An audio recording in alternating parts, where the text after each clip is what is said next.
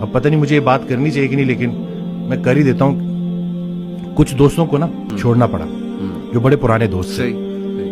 تو اس دن کال آئی تو گلا کہ ملتا نہیں ہے. تو میں نے کہا میں مل کے کیا کروں.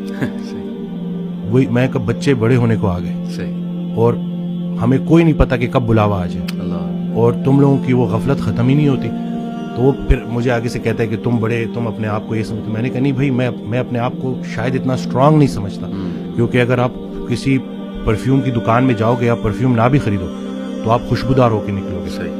سنگت میٹر کرتی ہے، تو یہ بچوں کو پتہ چلنا چاہیے، کیونکہ آپ کی جو کمپنی ہے نا وہی آپ کو گناہ کرنے سے زیادہ گناہ پہ لانے والے کی پکڑ ہوگی.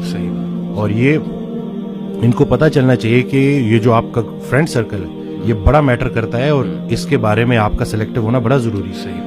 کیونکہ اللہ کا ذکر جب محفل، بلکہ اس دن میں نے ایک ویڈیو میں بھی کہا کہ جب اللہ کہ جب تنہائی میں تم مجھے پکارتے ہو میں بھی تنہائی میں پکارتا ہوں، جب تم محفل میں پکارتے ہو میں بھی محفل میں پکارتا ہوں. تو جب آپ محفل میں اللہ کو پکار رہے ہو تو اللہ بھی اپنی محفل میں آپ کو پکار رہے ہیں. اب اللہ کی ایک محفل ہے تو سوچیں کہ آپ کا ذکر کہاں. تو خیال ایک دے دیا نا. اب اس میں بہت سے خیالات سے بچنے کا ایک ہی طریقہ ہے کہ انسان ایک خیال میں گم ہو جائے. صحیح بات. تو اگر وہ پازیٹیو خیال ہے اور وہ اللہ کا خیال ہے تو بس انشاءاللہ.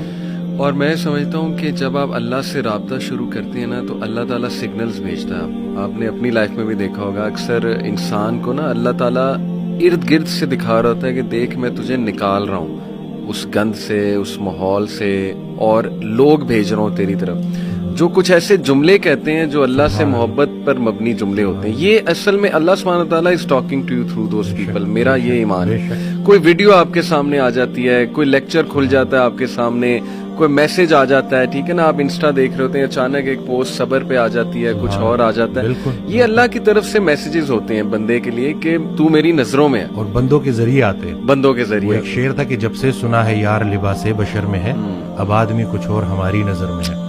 قیامت والے دن وہ مفہوم ہے نا کہ جب اللہ تعالیٰ ہم سے پوچھے گا کہ میں بھوکا تھا اور آپ نے مجھے کھانا، تو ہم کہیں گے اللہ آپ کو کب بھوک لگی؟ کہتے نہیں وہ جو بندہ میرا تھا وہ میں ہی تو تھا.